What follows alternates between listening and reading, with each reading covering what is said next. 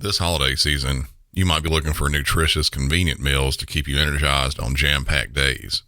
Factor, America's #1 ready-to-eat meal delivery service, can help you fuel up fast for breakfast, lunch, and dinner with chef-prepared, dietitian-approved, ready-to-eat meals delivered straight to your door.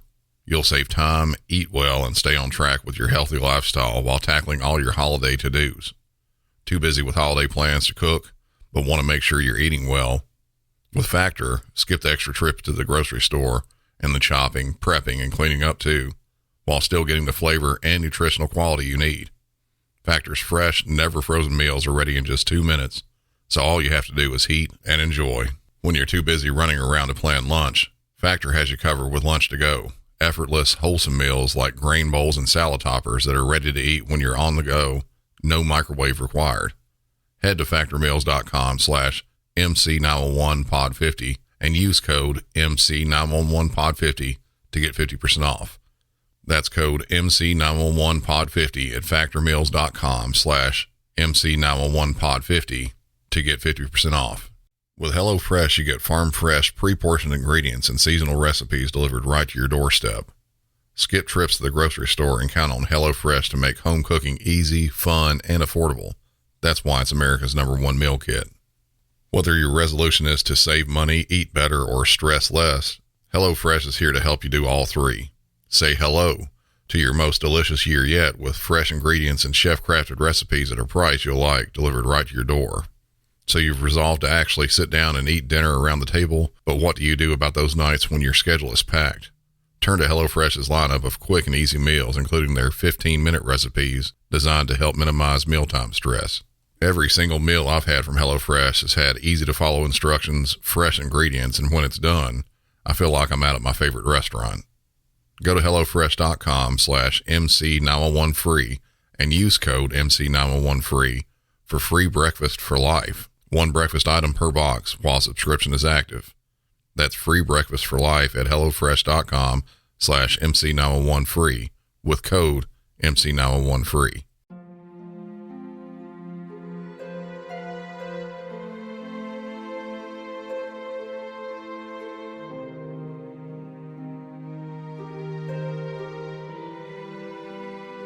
The weather was ideal on May 14th, 1998, in Nashville, Tennessee.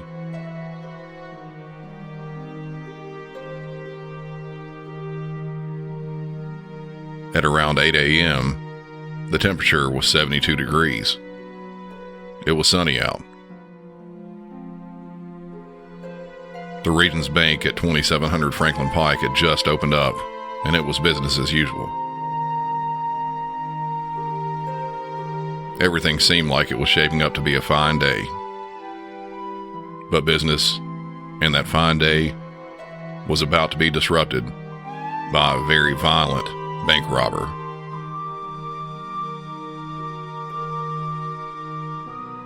Welcome back to another episode of Music City 911.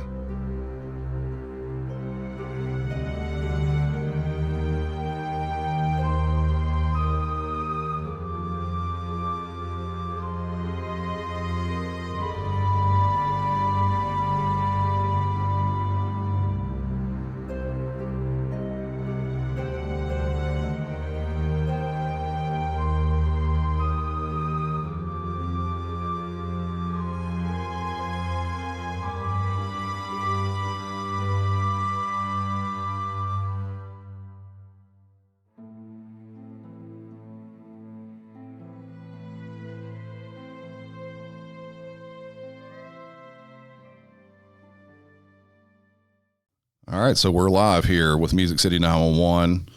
This is kind of the first time that we're doing a live episode like this, so kind of forgive us as we're going. I'd like to, first off, before we get into anything else, thank you, Trent, here at Spread the Positive Studios for having us on and letting us live stream like that. That's a big thing. If you haven't yet, which I hope you have, go ahead and like and follow Spread the Positive on Facebook or Instagram, any other type of social media like that. Yes, sir. Appreciate y'all, man. Pumped to have you in here. This is really, really cool. Yeah, good. Glad you're having us. Yes, sir. And also we have in here the guest for the show today is Terry Burnett. I was going to just kind of let you have at it. Kind of give us a little background about yourself, Mr. Burnett, and where you're from, where you grow up, kind of how you grew up, just basic info like that. Tell us a little bit about yourself. I was born in Memphis, Tennessee. I lived there till I was 9. Mm-hmm. At that time, my parents moved to Mississippi, north central Mississippi, so I basically grew up in Mississippi, which is very rural, but a very good small town, probably less than 1,000 people.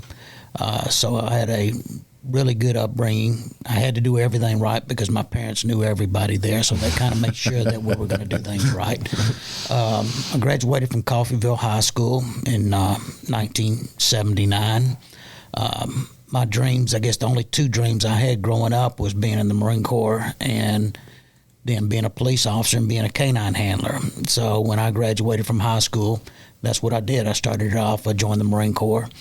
Stayed in there, did my time in there, came out, do a few other little odds and ends. Some went to school for a little bit, but I knew in my heart that I wanted to be a police officer. So my parents taught me into moving up here to Nashville and start, trying to apply to different police departments, and did that in 1986. I was hired on with the Metropolitan Nashville Police Department, started the academy, session 15, and kind of things started, kind of took off for me from there. I was doing the only 2 things that I've ever wanted to do, so I feel real fortunate there. Yeah, that's really cool. In 1986, man, that was a little bit ago. A while ago.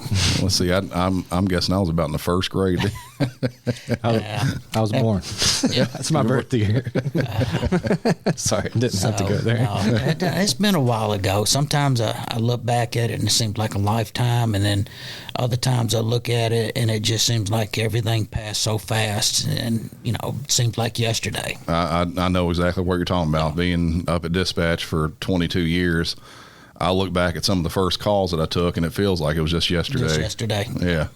So what year, it was 1986, how did you transition from being just a normal patrol officer into being a canine handler? Well, it's like I say, that being a handler was my dream, but I knew I had to spend my time in patrol.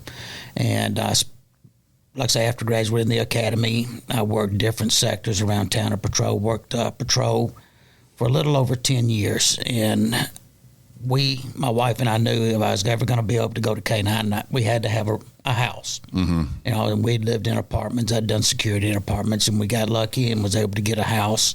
And not too long after that, they had put in for an opening in K9. I went ahead and put my paperwork in to get transferred there, and got very lucky and got over there probably in 1997, I believe. I went to K9. Okay. So you did a pretty good bit of time on the streets there. On the streets, yeah, in patrol, and I got to work some good sectors. I worked, some of our areas, I know people local know the J.C. Napier, the University Court areas, and got a lot of real quick, fast experience working in those particular zones. Yeah, you will. Those, they're still, even to this day, they're still probably our busiest and most dangerous. But it's like I say, I worked, enjoy my time in patrol, but like I say, I always had that dream of being able to get to K9. Mm-hmm. So just kind of transitioning into the whole canine aspect. Was Aron your first dog that you had, or? Well, when I first went to K9, they had a dog over there that somebody had donated and said the dog was just extremely vicious and they couldn't do anything with him. And his name was Charlie, beautiful German Shepherd. And I worked with him. Started training with him and worked with him probably for about 6 weeks, and I never saw any of that viciousness in him. He was just a really lovable dog, and so they ended up having to wash him out, and that broke my heart because I'd really gotten attached to him, and so we decided they wouldn't let me adopt him, but they would let my mother-in-law adopt. So you kept him there close by. So we ended up keeping him at our house. Yeah. He was our dog, and he ended up being more my wife's dog. He fell in love with her, and everywhere she went, he was right there with her. But then, like I say, once they washed him out, my next dog that they got me was the first dog that I completed training with, which was Aron. Mm-hmm. And since then, I've worked 5 dogs. I've worked patrol / drug dogs. I worked patrol / explosive dogs, and then I've just worked patrol dogs. So I've kind of been around as far as that part. Yeah, that's a really well-versed training there, going from top to bottom. Yeah. Aron, what would he be classified as? He was strictly just a patrol dog, because at that time we weren't doing any cross training. Yeah. It was either, we had our dogs, and then like Vice, they had their drug dogs. So there really wasn't any cross training. So he was strictly patrol. Yeah, so that's something that kind of come up new during all that years ago, was when when we had the cross-trained canines. Like used to, everybody would say, get me a canine or get me a drug dog. Yeah. And then it changed up to where it was just get me a cross-trained if you got one. Yeah. The training you actually have to go through with the patrol dog, what would you have to put the dog through? Were you part of that training? I guess you are. Yeah. Of course, when we get our dogs, when we get them in, we get them from vendors, and they're green dogs. And the only thing we know for sure is that they do have a prey drive, and that they do have an aggression level. And so we start out from ground zero with the dogs, teaching them basically what to do and how to do. And it's the patrol end of it is about 16 to 18 weeks. And so you start everything from ground level, teaching them how to track, how to do apprehensions, bite and holds, to clearing buildings, things like that. Yeah, the clearing the buildings, that's what, I mean, granted, from my knowledge, of course, I'm not a police officer, never have been, but from me up there at dispatch, we kind of know when to ask for K9, clearing out buildings, depending on the circumstances, obviously. If it's a business or something like that, and they've kind of transitioned, I know there for a while, they didn't do any residences, but they've went back to that now. And, stolen cars, things like that, any type of violent criminal situation, then our dogs can be used. Yeah.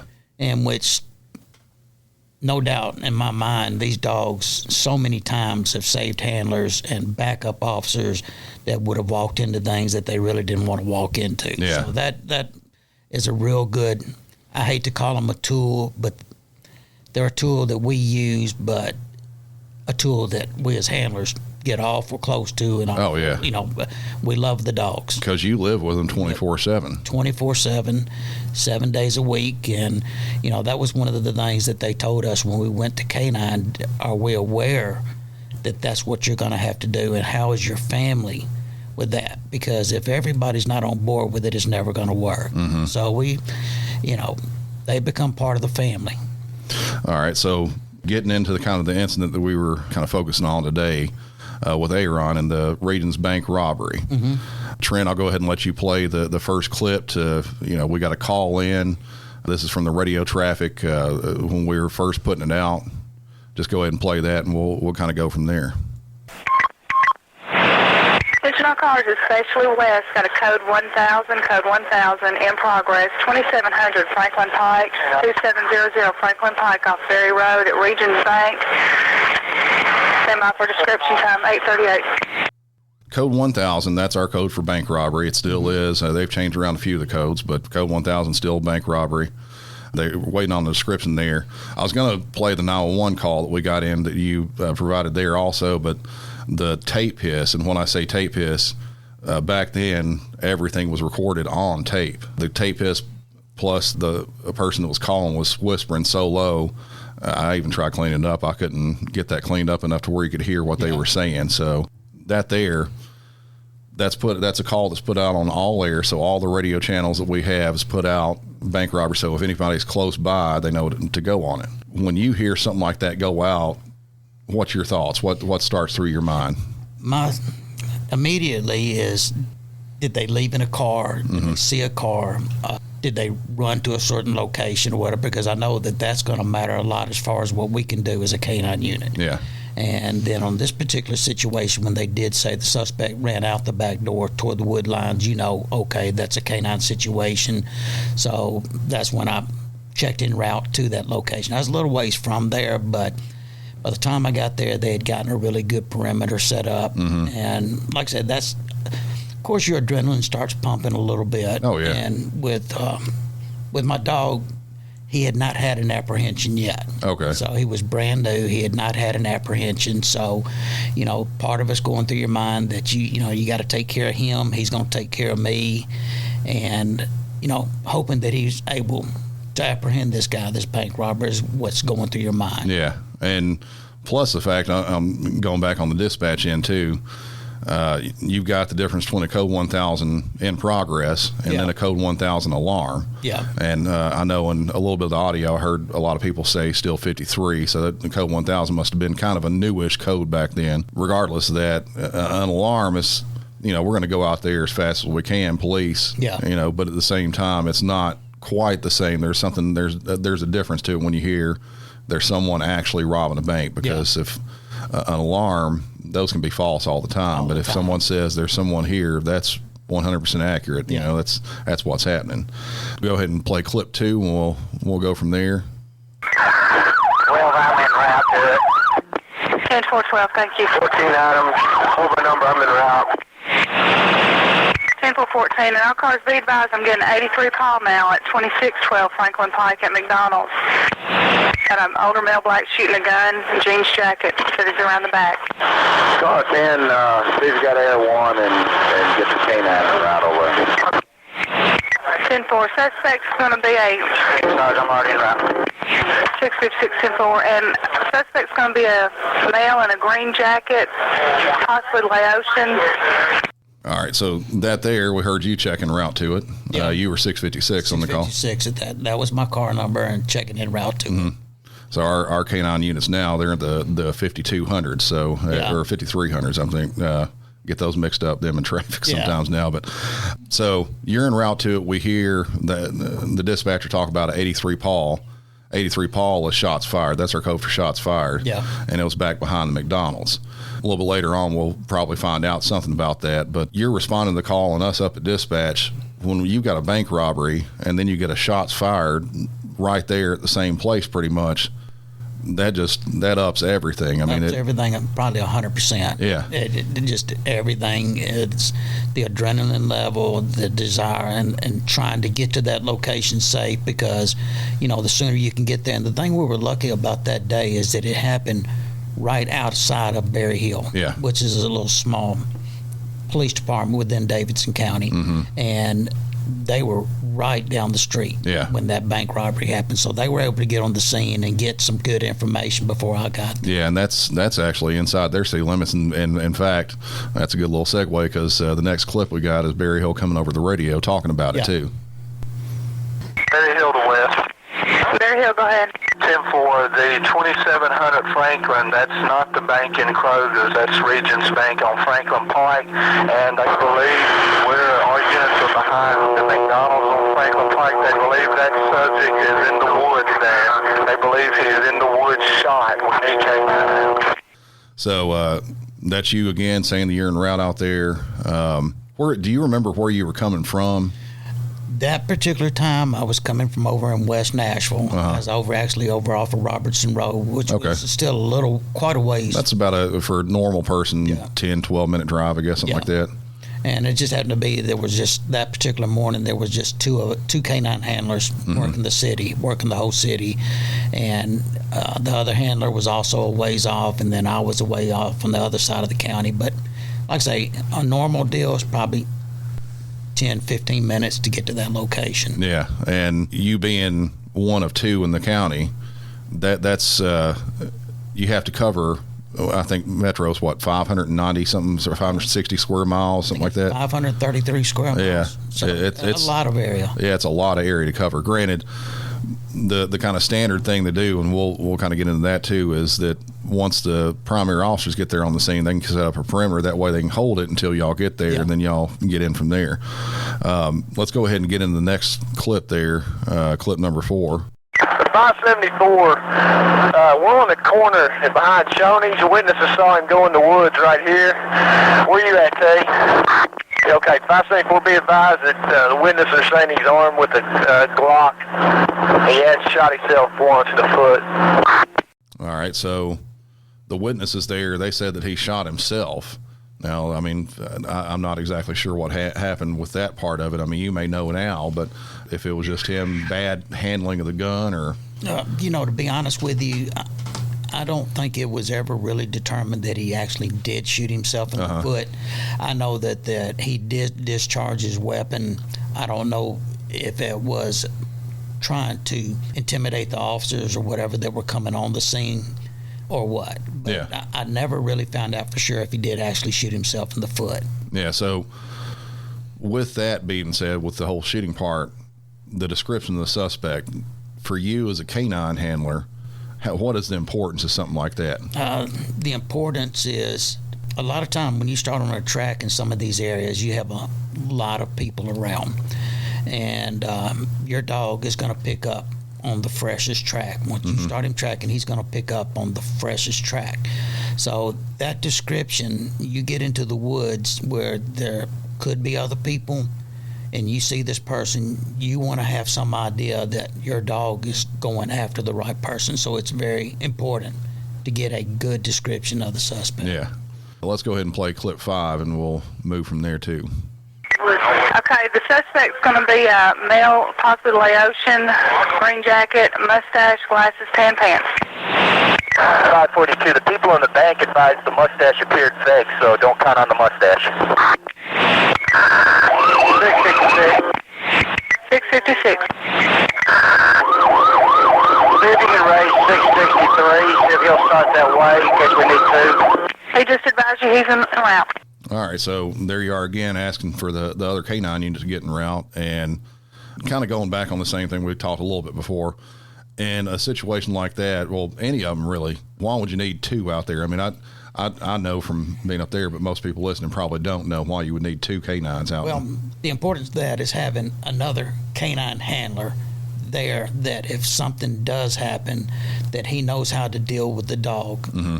And, of course, if I went down, then that dog is going to pretty much do everything he can to protect me. Yeah. So if you've got another handler there, he has the mental tools that he needs to have to be able to deal with that dog. And also knows the commands and everything going on. Knows everything like that. And plus, too, we do so many training tracks together. We know how each team works. We know what the dog does when he gets close into. If I had a track with Devery's dog, Devery Moses was the other handler who was there. We had trained together. If I had backed him up on a track, then when we started getting in close to a suspect, I would know how that dog reacts. Because like I say, we do so many of them together, and then it's just like with Devery. When we got into a location and he sees how my dog's reacting, he knows, okay, I got to pay more attention to what's going on because that dog is reacting the way he's seen him do in training tracks. So it's important to have another handler there. And also it's kind of a comfort level knowing that the person that's backing you up, if something happens to me, he knows how to take care of my dog. Yeah, so and vice versa, yeah. Exactly. It's just a comfort level you have there. Let's go ahead and play clip 6, and we'll talk more about the rest of it here in a second. 656-97. All right, so that was you checking on the scene. A real quick clip there. You're there on the scene. Bank robberies just happened. You got Berry Hill Police there on the scene. You got Metro Police, several units there on the scene. They've got a decent little perimeter set up because they got people up on the interstate. And for all y'all listening, if you hadn't joined yet, join the discussion group on Facebook. I'll post a picture on there and some of those other social media of the area that I was talking about. Up on the interstate, there's from the McDonald's and Regions Bank, and granted it's changed now because there's new buildings there and everything. But back then, there was a big old wooded area separating the back parking lot from the McDonald's and the Regions Bank, and there was a little nursery over there on the side.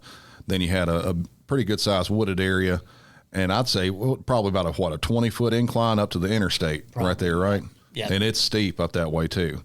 So there's a decent little perimeter set up. What's your first thing coming on the scene? What are you trying to assess and do? My first thing that I'm going to do is get with the person that last saw him. Mm-hmm. And I'm going to get an area. He's going to say, he went this direction, or I saw somebody running this direction. And they were able to get that information from other people, civilians and people that were there on the scene. So I knew the general area that he ran into.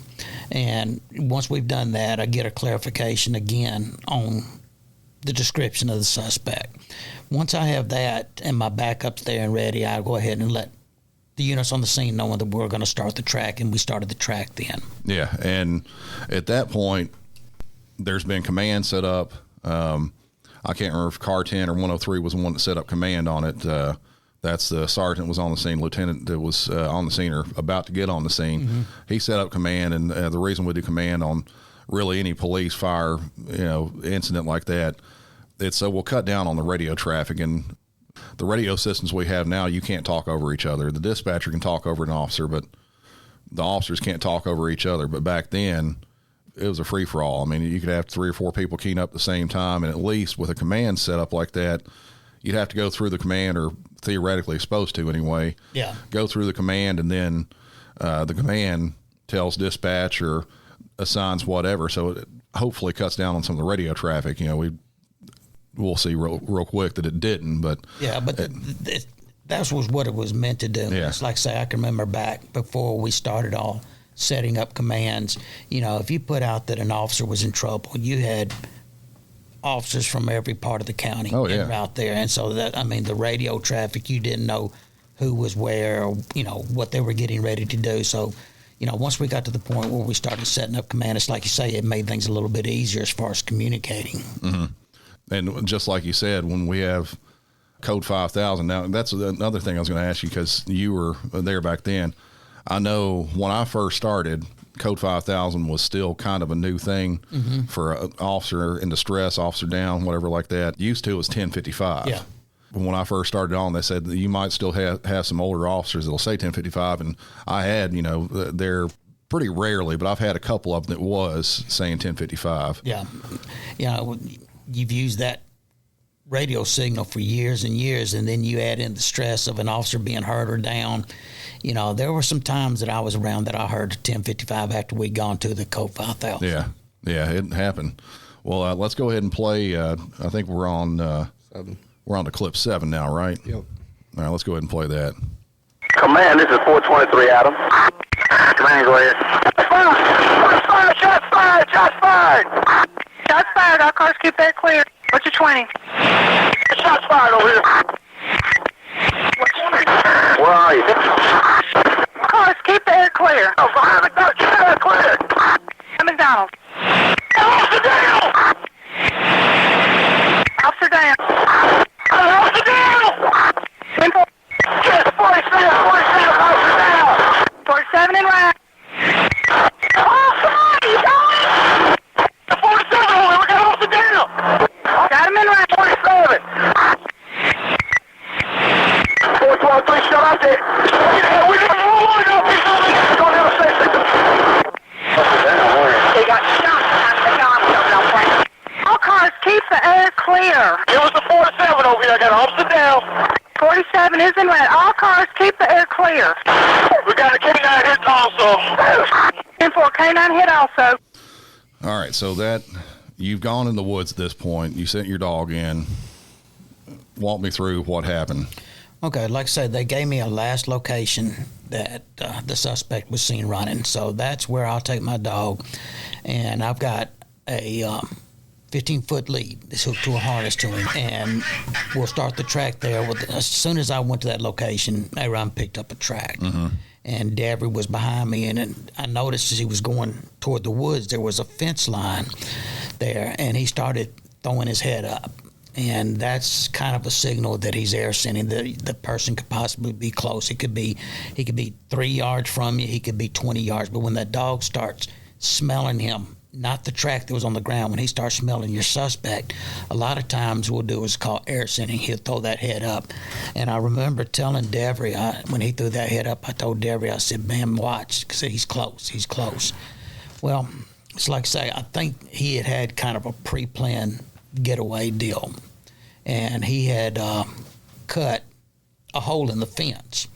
And, of course, my dog had pulled up to that hole. And I remember telling Davry, just keep an eye out, because it was real thick beyond that hole. And so I shortened up on that lead for me and him to go through it.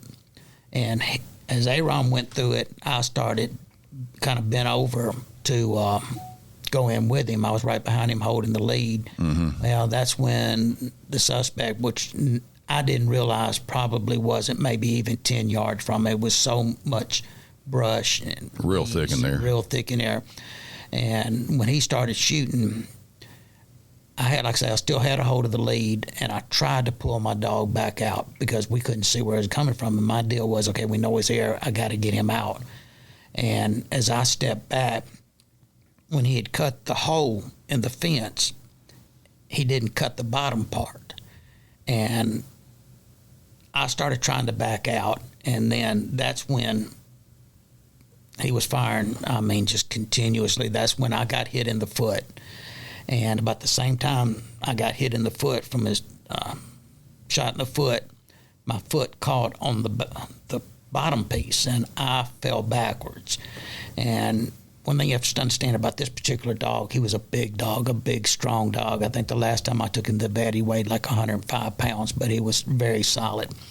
And when the shooting started, that was his job to run toward the gunfire, and he ran toward it. And as I was falling back, the lead popped out of my hands.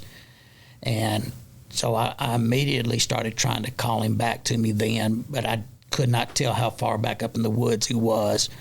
But like I say, I got out of there. I was trying to get stood back up. But like I say, I've been hit in the foot, and I had bullet fragments that had gone into my back part of my belt. So, I mean, I could tell, I mean, that wasn't feeling too good. But I remember trying to get up off the ground. You start thinking, you know, I got to do something. So the only thing I knew to do at that time, since I couldn't get up, was continue rolling back and forth. And I kept waiting to get hit again. Fortunately, I had another officer, Art Danner, and he put himself at great risk at that particular point to run over and help me stand up, and we got back to cover. And I mean, that's when the suspect was continuing the fire. The officers were returning fire. I had returned fire. Everybody there was returning fire. And the whole time, it's like I say, I don't know if you listen to that clip, it's just a real quick deal, but you can hear me hollering "Foos." And that's basically telling my dog to come back to me. And for just a short time, he did, and then I kept hollering it, and I noticed something off to the right coming out of the woods, and I saw him Aron come stumbling out of the woods, and it was just, at first it didn't register in my mind what had happened to him, but I noticed he was pushing himself back toward me because he couldn't move his front legs. And I kept hollering at him, and the suspect was continuing to shoot. You know, I don't know how many rounds he took with him, to do this particular job, which is so unusual. Most guys are going to go in there with a gun that may work or may not work, but this guy had made plans for what he was going to do. And when he got a little bit further out of the woods, I was able to, crawl up to him, and I wanted to get him back to behind the trees there. But I noticed a patrol car was driving up to me, even with all the shooting still going on, and that was Officer Brian Tomlin. He was driving, crouched down behind his dashboard, and another one that put themselves at great risk to run, drive that car up in front and put that car between us and the suspect. I was able to get my dog loaded up, and fortunately, on one end there was a vet, Berry Hill Animal Clinic, which was just down, half a mile from where we were. Yeah, they're on Franklin Road. Yeah, they're on Franklin Road, and we got to that location. I think the dispatcher was already able to call them and say we were en route with a wounded police dog. We got there, and I was able to. My dog and I were laying in the back seat. Mm-hmm. And, the only thing I could do was just kept telling him, I'm going to get you help. I'm going to get you help. I told him that I love him. Because, you get to that feeling because these dogs are so close to you. And I love my dogs. Anybody over in Canine will tell you. Yeah. There's nobody that loves their dogs more than I do. But we got him to the vet, and we took him in. And the doctor there looked at him, and I could see in her face, and I could see from his reactions, the dog's reactions, that it wasn't real good. But she kept looking at him. I had some firemen that were there, and they were doing chest compressions on him because he had stopped breathing. And she told me that I was going to have to step out, and that really hurt to leave him like that. But probably after about 5 minutes, Dr. Sandifer, which is the vet there, came out and said he didn't make it. Turns out he had been shot twice in the chest, and one basically severed his jugular vein. That it wouldn't matter if we were 10 yards from the vet or 100 miles, that he wasn't going to be able to survive. Yeah. And so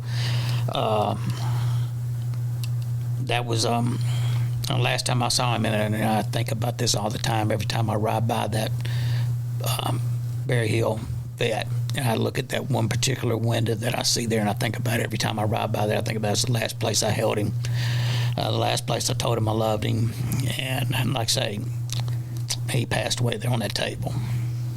That's terrible here. And just on that same note, his role that day, how do you think that he did? I mean, I know you said he did his job exactly. How do you think his role in that incident affected the rest of the officers that were there? I think anybody that had any kind of a heart saw how he came back out of those woods. I think it affected everybody there. Good or bad. I mean, there was a news station was right down the road. Whenever this one went out, they were doing another story. So whenever they came up there, they were able to start from the time we started to the time we got him out of there. So I think that affected a lot of people. I know it affected the rest of my career in canine, about how I approached things, how I looked at things, how I did things. That was just they call it baptism by fire. I mean, I was right in there, just brand new in my career, and this happened. And there was, several weeks there that I went back and forth. My wife and I went back and forth, do I want to continue to do this again? And there were times I said no, and then I don't know. I told my wife, I said, this has been my dream. I can't just, I can't let it go. So I did, but it affected a lot of people. So while all this is going on, there at the scene, they still got the suspect out there. Yeah. You've been you went with your dog. Did you go to Vanderbilt after that too? Or? Yeah, that was Art. Art Danner was driving it, and he kept telling me, I'm taking you to Vanderbilt, and it was a kind of a little bit of an argument there between me and him. No, get me to the vet. Yeah. So once I got to the vet, I knew I wasn't hurt real bad. So once I got to the vet and got everything situated, I went from there and went to Vanderbilt. And it's like you say, I knew that the suspect was still in the woods. When I left that location, I knew he was in there, and I knew that was really about all that I knew. I didn't know if he was down. Turns out, they did a lot of negotiating with him, and he continued to fire even when the negotiators were there. Yeah, I was going to say, if you want to go ahead and play, do clip 10 and 11. We'll skip to those there. 180 to command. And go. The suspect is still in the woods. We're talking to him now over the PA. He's still in our location where the officer was hit. 103, we've made contact with the suspect. Give us some time. Keep it quiet. 3810 to all personnel on the interstate. SWAT team is about to move up this embankment. So just get you plenty of cover and concealment, and just stand by. All right, so SWAT team's there. I've got a very little amount of info as to what happened after SWAT got there. The recordings for the tapes kind of play off from there. Granted, SWAT usually works off their own channel. They're not on the regular dispatch channel, so a lot of that we wouldn't have heard anyway. What happened to the suspect after SWAT went in after him? Okay, and this is, after everything was done, of course, like I say, I was away from the scene, but I talked to the SWAT officers and the other canine handlers that were there. It was made, a determination was made that he's still continuing to fire. They have to do something with him. So we had another handler there, Alan Harold, with his dog, which Alan's dog back years ago was killed in the same situation in a bank robbery. And Alan was a really experienced handler. He had his dog Cliff, very good dog. So it was determined that Alan would lead the way going back through, and he would have 3 SWAT officers with him. And as they approached kind of the same location and started to go in, fortunately Alan saw him move, and Alan hollered at him, "There he is," and the guy started shooting again. Actually, Alan was also hit. Also, it grazed under his arm, hit him there. But it's like I say, the SWAT officer that was right behind him saw him, so he started engaging the suspect, firing back, and then we had 2 other SWAT officers that were coming down from another side toward him, and they all saw him about the same time. And the guy refused to put his weapon down, refused to quit shooting. SWAT into the situation and took the suspect out. Good. Yeah. That's one thing that, especially in a situation like that, you've got someone has no regard. I mean, granted, he's a bank robber, but there's one thing about going into a bank and handing a note over and not being violent, but you up the ante like that, you've shot at police, you shot one of their dogs, you got the public all around there and continue shooting even afterwards. When we're police trying to negotiate a surrender from him, he can continue shooting. I mean, I've got no problem with that at all. With to this day, I believe that he had the intentions of dying that day. Mm-hmm. He had every opportunity to come out, and it's like, say, the amount of ammunition that he carried up, where even whenever he was taken down, he still had 30-round magazines with him that hadn't even been fired yet. When you go up there to look at the location where he was, of course, they had already moved him out, but I had seen some of the ID pictures. Now, this man had gone up there. He had waited on us to come up in there because he knew it was concealed weld, but he took the time out to take the money that he had, which was several thousands of dollars, and he spread it out in a fan all around him. And I think he just made a decision that was the day he was going to die. And I guess if that's what he wanted, that's kind of what he got. Yeah. Do I have any sympathy for him? No, I wouldn't either. I have no sympathy for him. He made his decision. He was a career criminal. He was a gangster disciple, gangbanger.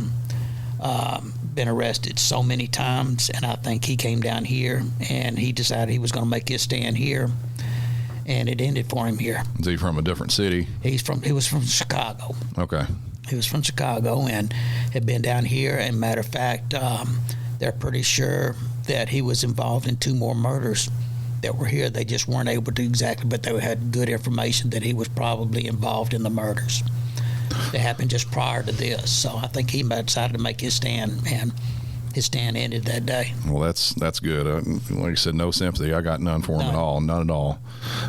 So kind of last thing I wanted to touch on here, I also read that back in 2015 that there was a law created based on what happened that day with Aron and the sacrifice that he made. Can you tell us a little bit about that law that got put in? In 2015, you had Officer Brett Spivey, who is a canine handler, or was before he went to the drug task force. He was a canine handler in Franklin. And he took it upon himself, which, he knew a lot of influential people as far as in the House, the state senators and everything.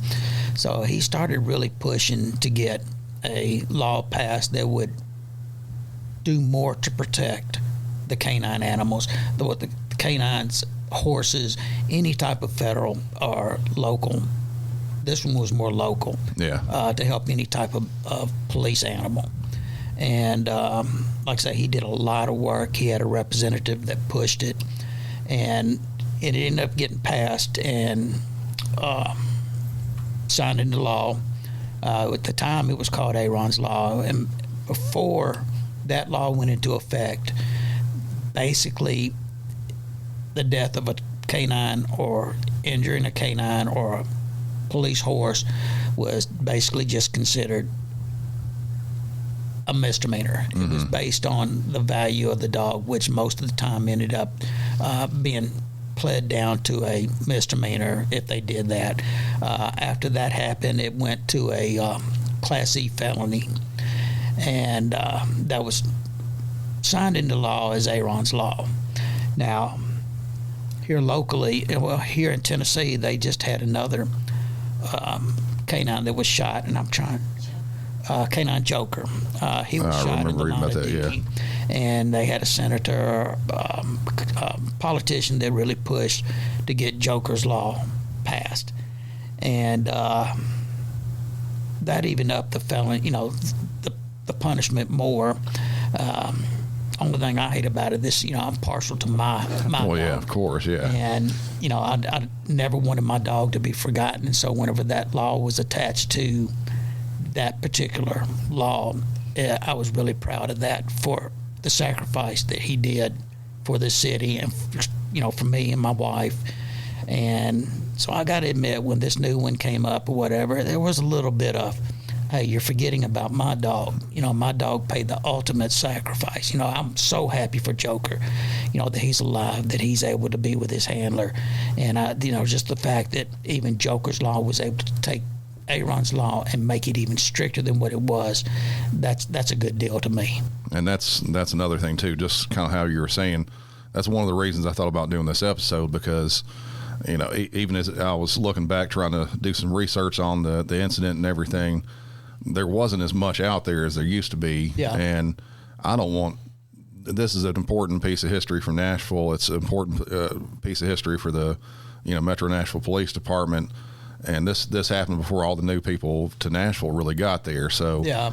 I imagine most people never even heard of it that live in Nashville now. And I don't want the memory of Aron to go away. I want this to stick around and people to know about it. Well, I genuinely appreciate that. Yeah. That means a lot. That was one of the things that I told my wife just right after his funeral, after we had his funeral, that, if there's anything I could do, I'm not going to ever let his name be forgotten here. I don't care if they forget about me. That's nothing. I don't, that doesn't, but I want people to remember what my dog did, what he sacrificed, that kept me alive, that kept other officers, my backup officer, alive. He did what he was trained to do, and sometimes these things happen. I know that, and it's like I say, like I told you earlier, that after that particular incident, to begin with, I was new with him. I was brand new, so I didn't know the ins and outs of a lot of it. But after that, I learned so much more when I started running tracks, with my dog. I probably ran my tracks a lot slower than a lot of handlers do. And that was not only because I was older, but it was because I had been involved in that situation. And I know sometimes it's not best to be fast. It's best to be slow and methodical. So I tried to make that my way of working a dog for the next 19 and a half years after that. So that's how I ended up working my dogs. And you retired here not too recent, was it? It's 2017. Okay, 2017. I told my wife, I said, the only thing I want to do is I want to be able to retire from canine. And, there was a hiccup right at the end, right there. My fourth dog that I worked, Belgian Malinois, beautiful dog, Rico. We'd worked together for probably about 8 months, and he tore his ACL. And of course I was getting older, and if anybody that's been around police dogs knows how hard the training is. So I did actually have one person that thought that I wasn't capable of training another dog, and it was kind of like I told my wife, said I'm not going to go down like this. So I fought to stay in that unit, and I trained my last dog there, no problem. Matter of fact, I retired with him. When I left here, he's laid up on the couch, taking it easy, enjoying life. So I feel very fortunate to be able to to live my dream as far as being a canine handler and being able to retire as a canine handler. Well, I just want to thank you again for coming to today. You know, it's a good little trip down from Nashville and everything like that. So thank you for all that you've done for Nashville, for canines in general. I mean, really. And like I said, it's something I don't want to go away. Not to, the memory doesn't need to slip away. Well, I appreciate it. And I hope that people, I know that there's, has been a lot of ups and downs as far as law enforcement, but these guys and girls out here doing this job now, I have just the utmost respect for them because they're coming on at a time that I didn't have to deal with back whenever I came on. And they're getting out there and they're doing the best they can. So I appreciate you keeping things kind of focused on them too. Oh yeah, always. I've always said I'm pro police, and just I was saying in the parking lot too, I'm pro police, but I'm also pro good police. Good police. And that's another thing that my wife and I, she said when we came in, there's nobody that hates a dirty cop more than a good police officer. That's right. Because it makes everybody here. And then again, the same thing, I appreciate the job you do because you were my lifeline. People like you working up in the communications, you were there for us, when we needed things. I needed you all that day, and you did an excellent job, and I appreciate the work that y'all did. Oh, yeah, thank you. And also, while we're on the realm of thanking people, thanks, Trent, from Spread the Positive for having us in today. As I said before, if you haven't, go and like his Facebook page. Contact him if you have thought about doing a podcast, your local Middle Tennessee area. Come down here, check out a studio, come roll an episode. Yes, sir. Do all that. Trent, anything you wanted to add in there? Yeah, I just want to thank you, Terry, and long live Aron. Got me boo-hooing over here. As a dogs over people person, man, you got me in my feels for sure. But yeah, Brandon, I appreciate this. Terry, thank you for everything, your service, for your dedication, for your passion, all that stuff, man. It's extremely inspiring, man. So appreciate you. Thank you much. Yep. I wanted to finish this episode out by saying thank y'all that tuned in live to watch us there in studio on Facebook, and wanted to add that the full phone call that came in, the 911 call, even though it was pretty bad quality, as well as the full radio traffic for this incident, will be uploaded as bonus content on Patreon. If you're not a member yet, jump over there and sign up and get ad-free episodes as well as this huge bonus content. This is a lot of audio, and just by listening to the recordings, you can see how it plays out from start to finish with even more detail. Just keep in mind, these recordings came from all the way back in the 1900s. It doesn't seem like that long ago now, but it was over 24 years ago. Follow on all social media, and of course share the show, and especially this episode, with anyone that will listen. Let's not let the memory of Aron fade away. For Music City 911, I'm Brandon, and y'all have a good one.